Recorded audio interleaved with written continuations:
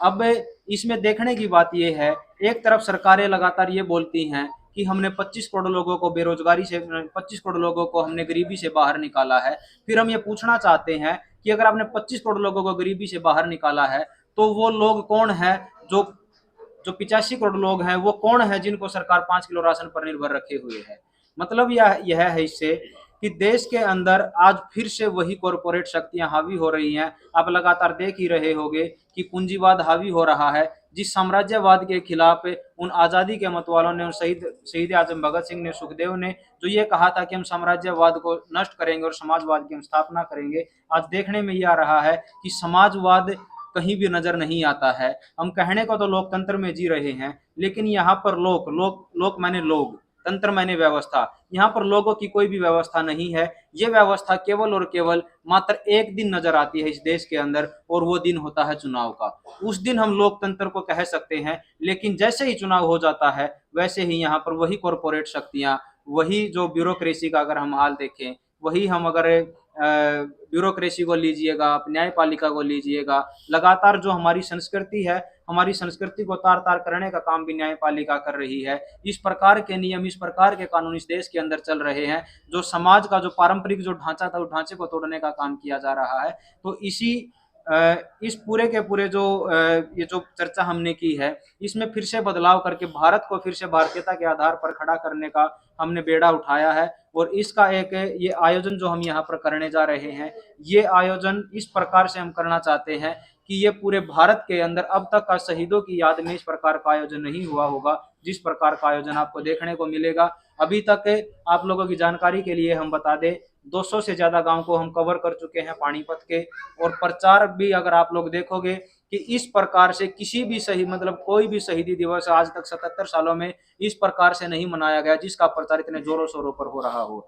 तो हमारा ये है कि गाँव को फिर से गाँव बनाना है, क्योंकि सरकारें लगातार एक बात बोलती हैं कि हम गाँव को भी मतलब शहरों की तर्ज पर करेंगे, गाँवों को विकसित। हम सरकारों से भी ये निवेदन करते हैं कि आप गाँव को गाँव रहने दें, आप गाँव को शहर मत बनाइएगा, क्योंकि शहर के अंदर ना भाईचारा है। आप गाँव के अंदर भी उसी भाईचारे को समाप्त करने का काम करेंगे। तो हमें ये बेड़ा उठाया है कि हम गांव को फिर से गांव बनाएंगे। और इस शहीदी दिवस के अवसर पर जो समालखा की अनाज मंडी में होने जा रहा है, आपके माध्यम से हम आह्वान करते हैं देश भर की जनता से कि आप ज़्यादा से ज़्यादा संख्या में यहाँ पर आइए और फिर से उन शहीदों के संकल्प को हम दोहराने का काम करेंगे और उस संकल्प पर चलने का काम करेंगे।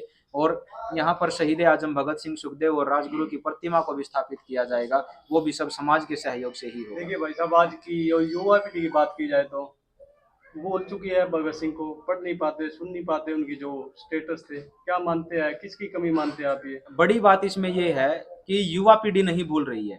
असल में तंत्र सरकारें चाहती हैं कि देश की जो नौजवान है, देश के नौजवान उनको भूले। एक 4 साल पहले की याचिका लगी थी हरियाणा, मतलब हरियाणा पंजाब हाई कोर्ट के अंदर। उसके अंदर यह कहा गया था कि भाई शहीद आजम भगत सिंह, सुखदेव, राजगुरु जिनको हम शहीद बोलते हैं, आप उनको कृपया शहीद का दर्जा देने का काम करें। तो हाई कोर्ट ने यह बात बोली कि क्यों दें उनको शहीद का दर्जा, उन्होंने ऐसा किया ही क्या था। ये न्यायपालिका का हाल है हमारी। तो यहाँ पर बात यह है कि जिनके कारण खुली हवा में सांस ले रहे हैं, या जो उस न्यायपालिका के अंदर जो जज बैठे हैं, उसने भी डिसीजन लेते हुए मतलब पहले ही झटके में याचिका को खारिज कर दिया था कि उनको शहीद का दर्जा किस हक से दे हम, इस प्रकार की टिप्पणी के साथ, और उस याचिका को खारिज कर दिया। जो बातें या जिन क्रांतिकारियों ने शहादत दी है, जो 7,32,000 क्रांतिकारी ऑन दस्तावेज, ऑन रिकॉर्ड हैं कि अंग्रेजों से लड़ाई लड़ते लड़ते इतने लोगों ने शहादत दी थी, इतने क्रांतिकारियों ने शहादत दी थी, जिनको शिक्षा के पाठ्यक्रम में होना चाहिए था, उसको शिक्षा के पाठ्यक्रम को तो छोड़िए आप, उसको उनकी बातें तक नहीं रखने देते कहीं पर भी समाज के अंदर। जब इस प्रकार से न्यायपालिका का हाल है, आप ये देखिए कि 77 सालों में यहाँ पर भाजपा की सरकार भी रही है, यहाँ पर कांग्रेस की सरकार भी रही है, गठबंधन की सरकारें भी रही हैं, तमाम दलों की सरकारें होने के बावजूद भी इस देश के अंदर उन जो आजादी के जो मतवाले थे उनको शहीद का दर्जा नहीं है। तो हम भी यही बात बोलते हैं कि हम किस भारत के अंदर जी रहे हैं। जो कार्यक्रम को लेके क्या कुछ लक्ष्य आपने निर्धारित किया, क्या कुछ संदेश आप जनता को देना चाहेंगे इस कार्यक्रम के माध्यम से, क्या कुछ रूपरेखा इस कार्यक्रम की रहेगी? कार्यक्रम की रूपरेखा ये रहेगी कि इस कार्यक्रम के माध्यम से हम फिर से जड़ों से जोड़ने का प्रयास करेंगे।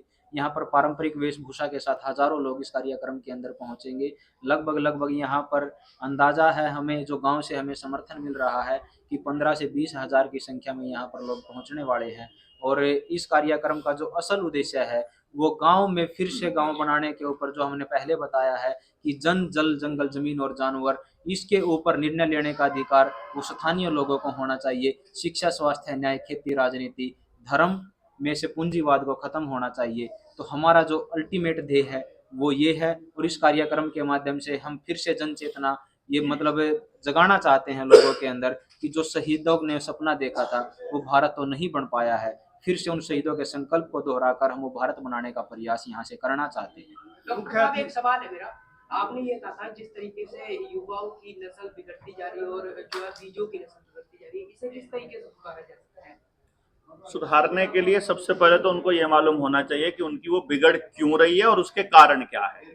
उन कारणों के ऊपर लंबी चर्चा करेंगे तो करीब करीब 1 से 1.5 घंटे का पूरा विवरण है कि खाने में क्या असर है, हवा में क्या है, कौन से चीजें हैं जो आपकी बुद्धि भ्रष्ट करती है और युवाओं का जो यौवन है उसको खराब करती है। इसमें बस 5 ही शब्द हैं जो याद रखने हैं, जिनसे आपको मुक्ति पानी है। ग्लाइफोसेट, जो कि सारे केमिकल्स में पाया जाता है। फैलेट्स, जो कि इसके अंदर प्लास्टिक के अंदर पाया जाता है। यानी आपको केमिकल्स का इस्तेमाल नहीं करना, फैलेट्स का इस्तेमाल नहीं करना।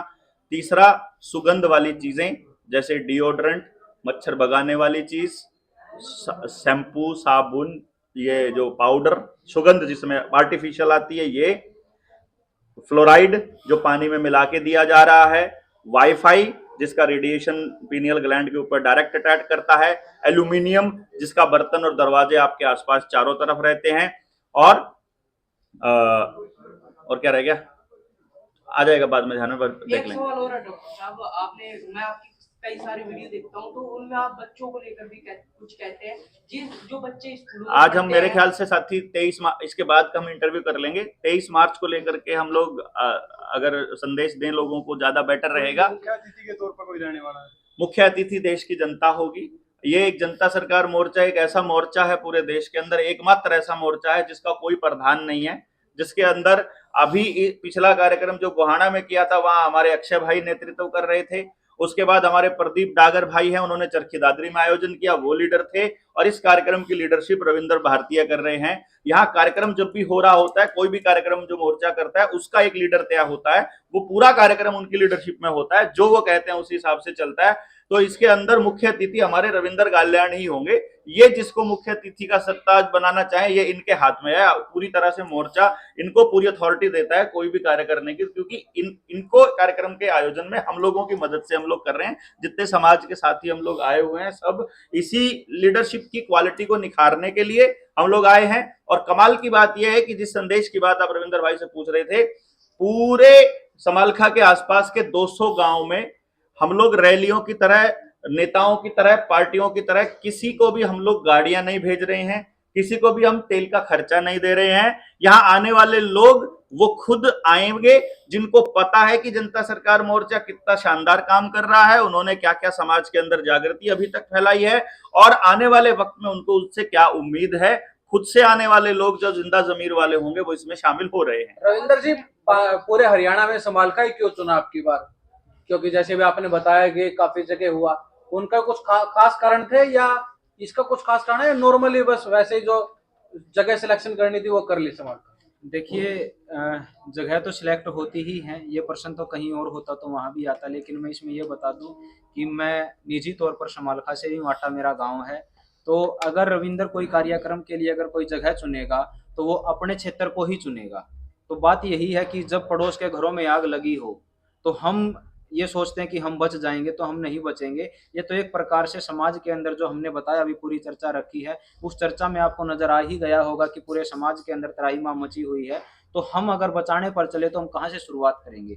हम अपने घर से ही करेंगे, और अपने घर से ही हमने ये शुरुआत करी है। इसमें मैं एक बात और बता देता हूँ आप लोगों को कि हम 2 दिन की 21 और 22 तारीख को हम शहीद सम्मान यात्रा निकाल रहे हैं, जो समालखा के आसपास के गांव में रहेगी। उस शहीद सम्मान यात्रा में हम लोगों को फिर से यही एहसास करवाने वाले हैं कि भाई वो भारत तो नहीं बन पाया जिस भारत की परिकल्पना उन्होंने की थी, और उसी शब्द को दोहराते हुए हम लोगों को यहाँ पर आने के लिए प्रेरित करेंगे, उनसे आह्वान करेंगे। एक छोटा सा सवाल है, आपने काफी बातें की थी, समाजवाद और पूंजीवाद की, समाजवाद का कोई एक अच्छा उदाहरण आपके पास है? कोई राष्ट्र ऐसा हो जहां समाजवाद का अच्छा उदाहरण देखने को मिलता है? कोई राज्य हो, कोई शहर हो, कोई प्रांत हमारा हो? भारत ही था समाजवाद का। इससे बेहतर उदाहरण क्या हो सकता है? यहाँ किसी सरकार का कंट्रोल नहीं था, हर गांव के अंदर हर हाथ के पास काम था, किसी के पास जमीन नहीं है उसका भी उतना ही सम्मान था जिसके पास जमीन है, और गरीब से गरीब आदमी की औरतों के पैरों में भी सोना मतलब चांदी की आपको मोटे मोटे वो दिखाई देते थे, हर घर के अंदर धन धान्य से भरपूर था। आज के टाइम पे जिस भैंस की कीमत 1.5 लाख रुपया 2 लाख रुपया आप लेके चलते हो, 20-20 भैंसें तो हमारे घरों में वैसे ही बंधी रहती होती थी। हमारे खेतों के अंदर खाने की कोई कमी नहीं थी, ताजा फ्रूट खाते थे, ताजी सब्जियां बिना केमिकल का हम लोग खाते होते थे, और संपूर्ण व्यवस्था के अंदर न्याय व्यवस्था का ये हाल था, 1 रुपया खर्चा किए बिना न्याय मिलता होता था पंचायत के माध्यम से। सुबह कोई वारदात हुई, शाम तक उसका न्याय मिल जाता करता था। आप शिक्षा के मामले में देख लो, एक बेरोजगारी के मामले में देख लो कि कोई बेरोजगार नहीं था, एक भी हाथ ऐसा नहीं था जिसके पास काम ना हो। आपने वो समय देखा है जिस वक्त हम दिया करते थे, और अगर पूरा आंकड़ा निकाल के लाएं, वर्ल्ड इकोनॉमिक फोरम से वेबसाइट से हमने निकाल लगा आंकड़ा, अपनी जो किताब है रुपया मूल्य का मापक और शोषण का साधन, उसमें हमने एक्सप्लेन किया हुआ है कि जिस वक्त अंग्रेज भारत में आए थे 1600 के अंदर, उस टाइम पे भारत दुनिया में पहली और दूसरी पोजीशन के लिए चाइना से लड़ रहा था, और पहले 15 देशों में यूके कहीं भी नहीं था। जैसे जैसे यूके उस लिस्ट में आने लगा, अमीरों की लिस्ट में, भारत का जो आंकड़ा है वो नीचे जाने लगा।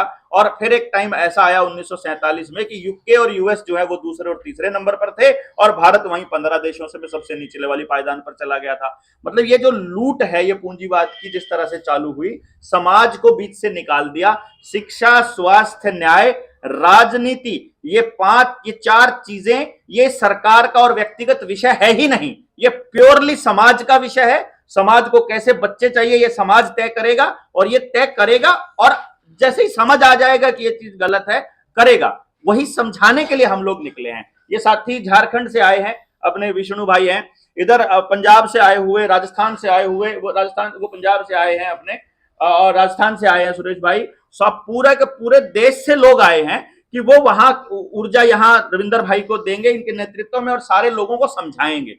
मकसद ये है कि पहले आपको ये दिखा दे कि आपको कहीं से उदाहरण लेने की जरूरत नहीं है, केवल आपको ये देखना है कि सही क्या है और गलत क्या है, और अब अपना बना लेंगे उदाहरण की बजाय।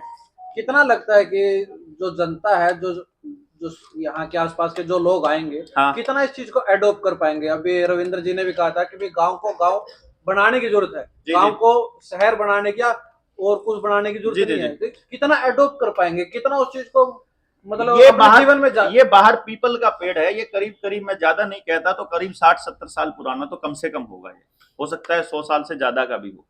जब ये यहाँ पहली बार जब ये गिरा होगा बीज रूप में, तो ये इतना सा होगा। जनता सरकार मोर्चा को शुरू हुए और इस विचार को लेकर चले हुए अभी मात्र हमें 3 साल पूरे हुए हैं। आज हम बीज रूप में अपनी बात लोगों के दिमाग में डाल रहे हैं। जैसे ही अनुकूल वातावरण मिलेगा, जैसे ही लोगों को बात समझ में आएगी, ऐसे टक से बदलाव आना शुरू हो जाएगा जब पूरी तरह से लोगों को समझ में आएगा। इसीलिए हम लोग कोई जल्दबाजी में हमारे तरीके से नहीं होगा। कोई भी बदलाव, कोई भी चीज होने में, अगली पीढ़ी तक आने में करीब करीब 15 साल लगते हैं। जनता सरकार मोर्चा के सभी साथियों को पता है कि ये विचार जन जन तक जाने में 15 साल की तपस्या के लिए वो मेंटली तैयार होकर घर से मतलब निकले। देवेंद्र जी संघर्ष लंबा है। हाँ, ऑब्वियसली बदलाव भी तो लंबा है ना। पेस्टिसाइड से लेकर आज तक के गिरने में 55 साल लगे आपके हर घर तक पेस्टिसाइड पहुंचने में। तो 55 साल में अगर बर्बाद हुआ है और बनने में अगर 15-20 साल भी लगे तो घाटे का सौदा थोड़ी ना है। देखिए, बड़े दुख की बात है ये, अगर हम इस पे बात कर रहे हैं कि भारत का जो इतिहास है ना, भारत के इतिहास को समझने के लिए हमें असलियत में ये समझना पड़ेगा कि भारत के इतिहास के अंदर कि भारत किस स्थान पर खड़ा था आज से 200 साल पहले तक। अगर हम उस चीज को ही एक्सेप्ट नहीं कर पा रहे हैं कि भारत उस स्थान पे खड़ा था, कि भारत को सोने की चिड़िया कहा क्यों जाता था। भारत के पास असलियत में अगर आप देखोगे तो सिर्फ सोने की वजह से सोने की चिड़िया नहीं कहा जाता था।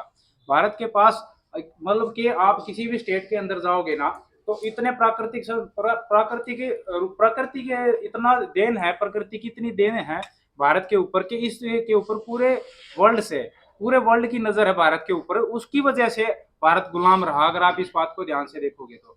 आज हमें अगर भगत सिंह, राजगुरु, सुखदेव जैसे 7.5 लाख क्रांतिकारियों को आतंकवादी देखने को मिल रहा है कि आज 77 साल के बाद भी वो आतंकवादी लिखे जा रहे हैं, तो इसका अर्थ ये है कि असली इतिहास हमें नहीं पढ़ाया गया।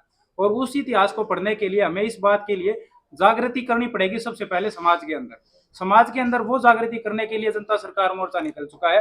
पिछले 3 साल के अंदर हमने जहां पर भी जो भी कार्यक्रम किए हैं वहां पर हमें इतना मतलब जबरदस्त तरीके का समर्थन देखने को मिला है। और उससे आज के टाइम पे जो आज हम ये जो करने जा रहे हैं कार्यक्रम 23 मार्च का, यहाँ पर हमें सबसे अलग जो देखने को मिला है कि गांव से खुद से लोग ये निकल करके आ रहे हैं और बोल रहे हैं कि हाँ तुम बात तो आज तक बोल रहे थे वो सच बोल रहे थे, यानी कि हम उन तक नहीं पहुंच पा रहे हैं, लोग हम तक पहुंच रहे हैं। अब ये बहुत बड़ी बात निकल करके आ रही है आज के टाइम पे। जगतार जी अपने कुछ बात रखना चाहेंगे?